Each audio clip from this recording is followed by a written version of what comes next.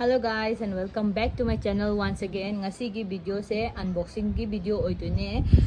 title da su dum yeng khangbiramani DEO DAP ana mayam adum khangbiramani ko DEO DAP ana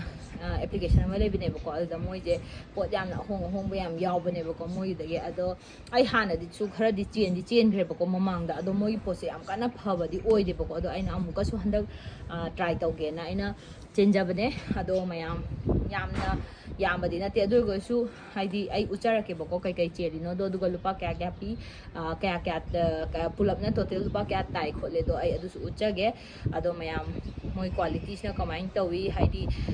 adum chen bada yaba pot la natraga kamain to pot no haidu su ai uchara ke haidi paisa do mang da na bako phai haidi dum chen la su ka su kai de dana duga adi aduga poto yamna aidi mamangi deso aina chen bagana khoi pot se am man bagum sum yaw ame bako ado adugumba do yaw brand amuka su check tause ado ai mayam hangdok sarage unbox tok zarage aduga yengminar se to aina che se si gi box se mane bako DEO DAP thapne gi ai unbox tok zarage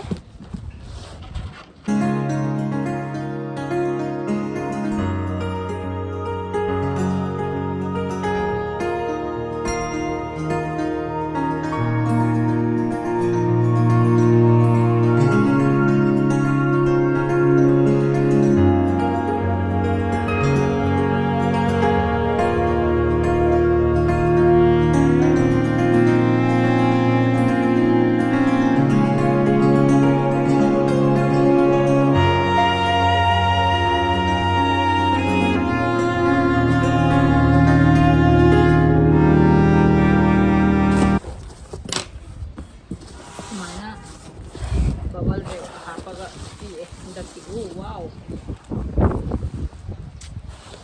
mayam khazana di pek to male moi chanda ki mai fast to aina vlogging to da season bada nuai do male na in season lei gi bade bako sigi maman je kaya pi bano do ai kaw gre bako do side aina maman je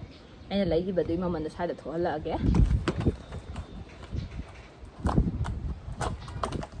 chi hana unboxing do ro la ge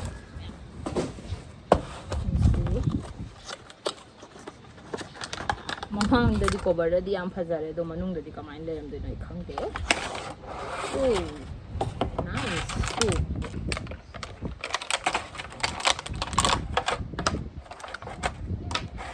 mic su pi ba male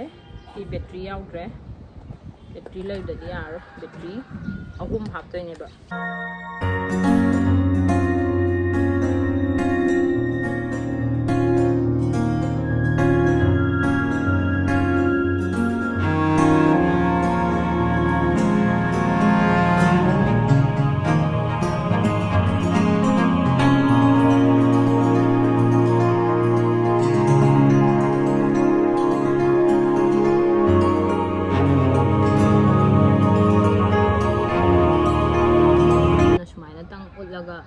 usara hage adum haidi pot yam kanna hekta hono blauba aduga side paibam ga nungai tabadi oide boko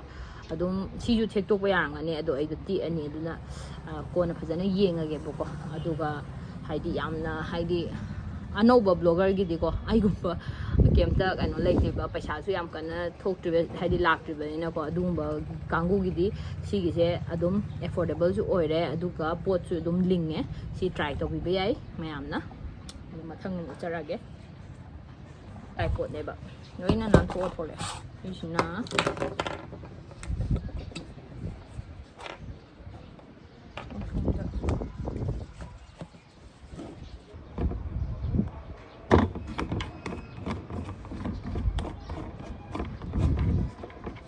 ji hegle ko tek re to kashi tau de ya ke skai de tek re dubu em tau roi ena khan da 이제 많이 남잔도 말 많이 시기다 합선 되네 아도 시기 하나 뭐야 야네 아이네 많이 들어간다 산들고 오케이 시기 먹고 제 크라 뒤에 크라버리나 많이 님나 number gidi yani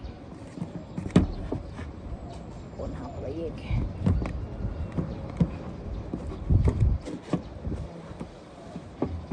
ado sigi pot sidi phone happa kanda magi kaino je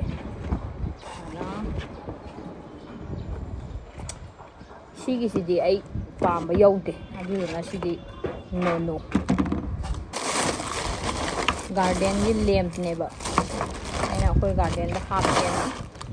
lobani ama khak sema uchara ke mana leba ku yung jale da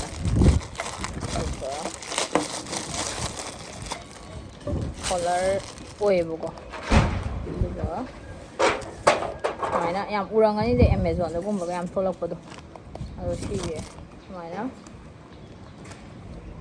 mana yung ganbado duga thana bada mai thana bada adu ne ba LED light ne sensor gi lamp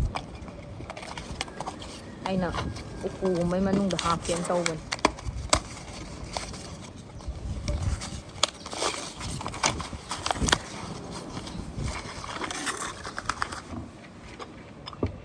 ya glue ma pire ya napaga open close open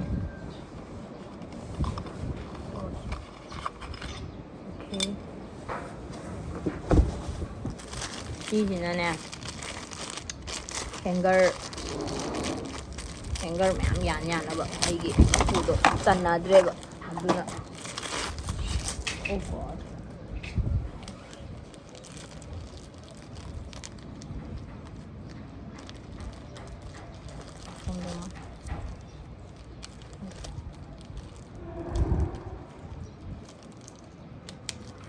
ya le dana suman ya laga sida mat piron mayam yandar pa yana ba ai do si ji amna dakar oiba adu si ju selection le si ju yam hongi bane ai price sina ai gi traveling to kanda brush colgate ke kai hap na ba ai ji yam thu ba da su chattore ba ko travel to dore aduna adugi aina lesson bane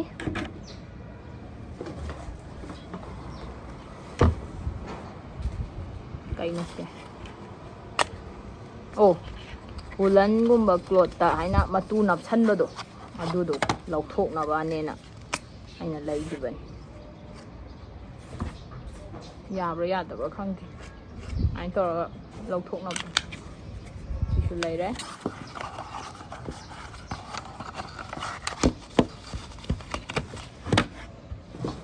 ain le mi tai sao loi ko kai no de kai ai moza lai su lai dana moza pai mayam ai ti lai gi de do hapchale moza ne na quality ju kem phatte kai yo hang di se lai ti hapai ai lai da bi da moza am hape so fa ni ka na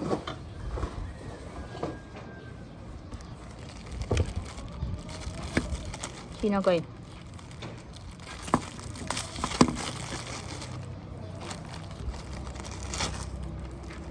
what is this si jo ai kai no khangre si kai no khangre mayam ado ai kai no da apps to da yengaga kari chen gi ge do yengage aduga sumain di hapsalani si je segai do ne bako si nak gloom di yangani ba aduga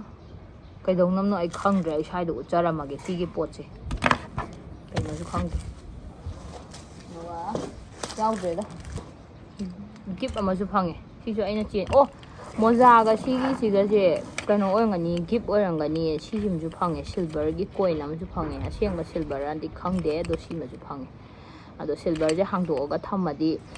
kano to haidana musali da na smain thamage hangda bi to si je hum chelame kai gi no khangdi am to yenge ko kai no si ga kai no do yenga ga I side ta hapjaramage kai gi no kai si na bai no do mayam video se nungai bita ga di like share and subscribe to san piramo aduga video se matang size da lo sanjarage thank you so much for watching see you again in my next video bye bye